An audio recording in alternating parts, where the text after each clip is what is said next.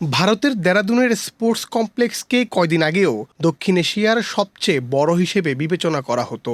তবে দেশের বৃহৎ শিল্পগোষ্ঠী বসুন্ধরা গ্রুপের উদ্যোগে নির্মিত দক্ষিণ এশিয়ার সবচেয়ে বড় মাল্টি স্পোর্টস কমপ্লেক্স এখন বসুন্ধরা স্পোর্টস সিটি। এই স্পোর্টস সিটির অন্যতম আকর্ষণ আন্তর্জাতিক মানের football stadium Bashundhara Kings Arena. নির্মাণের পর থেকে যে মাঠে নিয়মিত অনুশীলন এবং ম্যাচ খেলেছেন বিশ্বের নামিদামি তারকারা। এদের মধ্যে উল্লেখ্য বাংলাদেশের হামজা চৌধুরী, সামিদ সোম, ফাহমিদুল ইসলাম। তাদের মতো বাংলাদেশের এমন মাঠ দেখে অবাক হয়েছেন আরও অনেকে।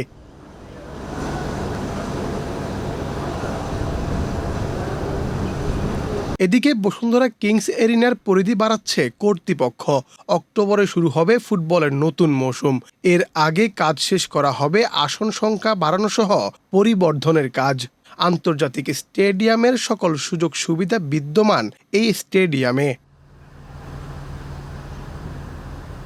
বসুন্ধরা কিংস এরিনার ধারণ ক্ষমতা বাড়ানোর বিষয়ে কথা বলেন ক্লাবটির সভাপতি ইমরুল হাসান। তিনি জানান, দর্শকদের সুযোগ সুবিধার কথা ভেবে আসন বাড়ানোর সিদ্ধান্ত নিয়েছেন তারা।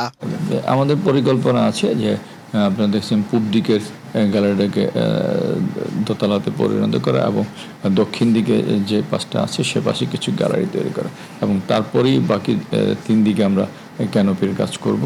তো সব মিলিয়ে আশা করি এই পট পরিবর্তনের কারণে আমাদের কাজে কিছুটা স্লথ গতি আসছে। তো আমরা আশা করছি যে এখন যেভাবে কাজ করছে হয়তো খুব শীঘ্রই এটাকে একটা পূর্ণাঙ্গ রূপ দিতে পারবো। কিংস এরিনার পূর্ব দিকের গ্যালারি, দোতলা ও দক্ষিণ দিকেও কিছু গ্যালারি তৈরির কথা ভাবছে কর্তৃপক্ষ।